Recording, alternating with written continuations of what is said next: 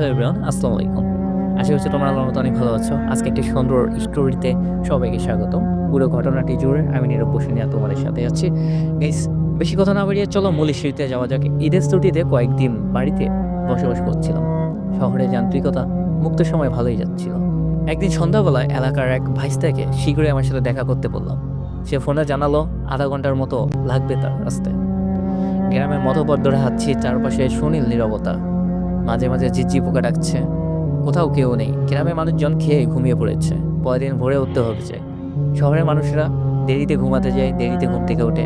গ্রামে তা ঠিক বিপরীত। আগে ঘুমাতে যায়, আবার সূর্য ওঠার সাথে সাথে ঘুম থেকে উঠে পড়ে। অনেকটা পর হাঁটার পর একটা আম গাছের তলায় আনুমানিক 10 থেকে 12 বছর হবে একটি ছেলেকে দেখতে পেলাম। অন্ধকারে তার মুখটি দেখা যাচ্ছিল না। জিজ্ঞাসা করলাম, এখানে একা একা কি করছো? নাম কি তোমার?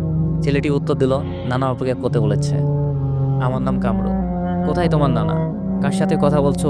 এটা একটা চীনা কণ্ঠস্বর জিজ্ঞাসা করলো। পিছনে তাকিয়ে দেখি ভাইস্তা।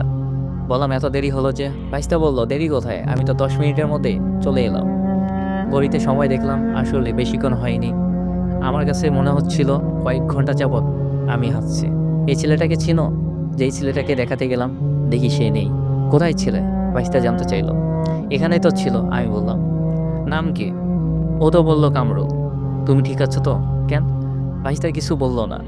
আমাদের গ্রামের পাশের গ্রামে বড় বোনের বিয়ে হয়েছে। বেড়াতে এসেছিলেন।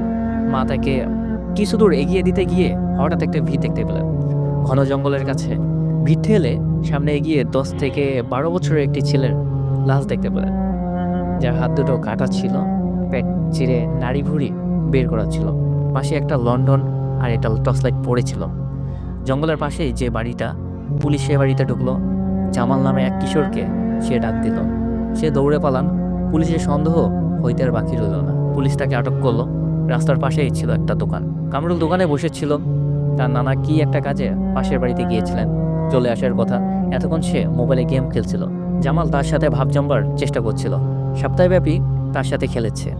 আজও খেলার কথা বলে ডাকলো। কামরুল গেমস খেলা বন্ধ করে জামালের সাথে গেল। কামরুলকে কোথাও খুঁজে পাওয়া যাচ্ছে না। এলাকার মাইক মারা হলো। কামরুলের মা বাবা, নানা নানি, আত্মীয় স্বজনরা পুরো এলাকা তন্ন তন্ন করে খুঁজছিল কামরুলকে। কামরুলের কোনো হদিশ নেই। রিমান্ডে জামাল সবকিছু স্বীকার করে। কামরুলকে হত্যা করা হয়েছে। ভালুকার একটা হাসপাতালে কয়েকজন ডাক্তারের সাথে জামালের ভালো সম্পর্ক ছিল।